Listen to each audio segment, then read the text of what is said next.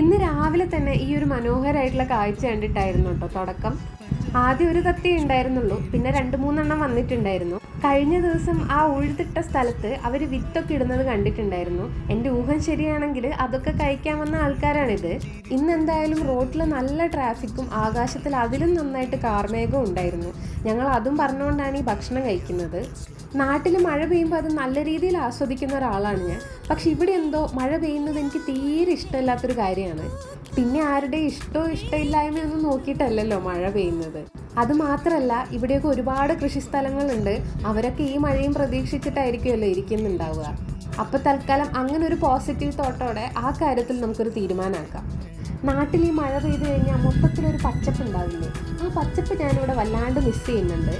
അത് മിസ് ചെയ്യുന്നതാണോ, ഇനി നാട്ടിലത് കണ്ട് ശീലമായിട്ട് ഇവിടെ വന്നത് കാണാത്തതിൻ്റെ ബുദ്ധിമുട്ടാണോ എന്നുള്ളതും എനിക്ക് മനസ്സിലാവുന്നില്ല. രാവിലെ ഇങ്ങനെ മഴ പെയ്യുമ്പോൾ പുതച്ച് മൂടി കിടന്നുറങ്ങാൻ എന്തൊരു സുഖമല്ലേ. അങ്ങനെ സ്കൂളിൽ പോകാൻ മടിയായിട്ട് കളക്ടർ ഇന്ന് അവധി പ്രഖ്യാപിച്ചിട്ടുണ്ടാവണമെന്ന് പ്രാർത്ഥിച്ചിട്ടുള്ളൊരു കിടപ്പുണ്ട്. ഇപ്പം അതൊരു തമാശയായിട്ടൊക്കെ തോന്നുന്നുണ്ടെങ്കിലും അന്ന് ആ ഒരു അവധി എന്ന് പറയുന്നത് വല്ലാത്തൊരു സന്തോഷം തരുന്നത് തന്നെയായിരുന്നു.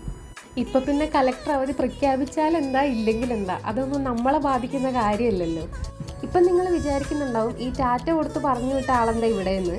കാർമേഘം വെറുതെ വന്നതായിരുന്നില്ല, കാര്യമായിട്ട് പെയ്തിട്ടുണ്ടായിരുന്നു. അതുകൊണ്ട് ആളുടെ പോക്ക് മുടങ്ങി വർക്ക് ഫ്രം ഹോം എടുത്ത് ഇന്ന് ഇവിടെയാണ്. അപ്പോൾ ഓക്കെ.